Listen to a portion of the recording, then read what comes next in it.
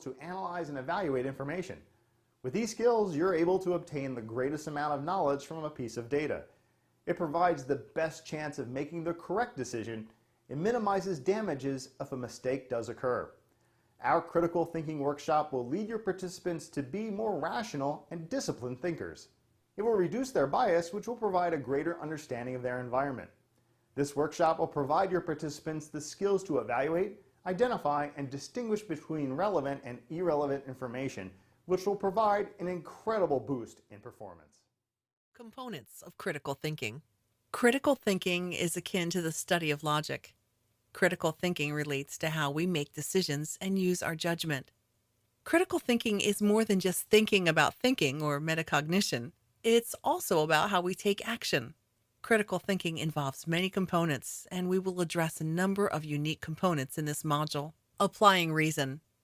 The ability to reason is often considered one of the characteristic marks of being human. An individual's ability to reason well is a critical thinking skill.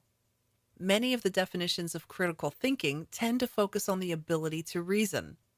Reasoning occurs when we use our knowledge of one thing, process, or statement to determine if another thing, process, or statement is true. When we apply reasoning, we use logic to determine what follows what. Human reasoning does not always follow logic and is often based on emotional bias. Open-mindedness. Open-mindedness is the virtue by which we learn. In particular, being open-minded means taking into account relevant evidence or arguments to revise a current understanding.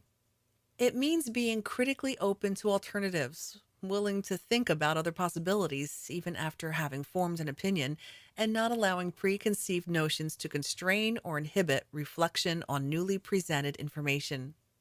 Open-minded inquiry is a central theme in education. Analysis. In critical thinking, the step of analysis helps us to discriminate and assess information. Learning occurs in 3 domains: cognitive, affective, and psychomotor. In the cognitive domain, analysis involves the process of discriminating or separating. It gives us the ability to break down the complexity of an item or idea and allows us to gain a better understanding. Logic. Logic and reasoning are similar, but not the same.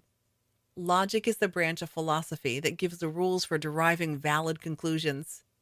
A conclusion is valid if it follows from statements that are accepted as facts. For instance, a logical statement might be 1 + 1 = 2. This is a rule based on fact. Factual statements are called premises. When reasoning does not follow the rules, we say it's illogical. Jim was always waiting for things to happen to him. He wanted a big promotion, he wanted a raise, he wanted to feel fulfilled. While he wanted many things, he did little to actually achieve those goals. Frustrated, he finally went to his manager, Dave, to demand answers as to why he wasn't getting what he wanted. This was the first Dave had heard of Jim's ambitions. He asked Jim why he never came to him for advice. Jim explained that he thought Dave would know what he wanted. Dave gave Jim some advice, saying, "Nothing happens by chance. If you want something, you have to work for it. Reasonably, if you give nothing, you will get nothing."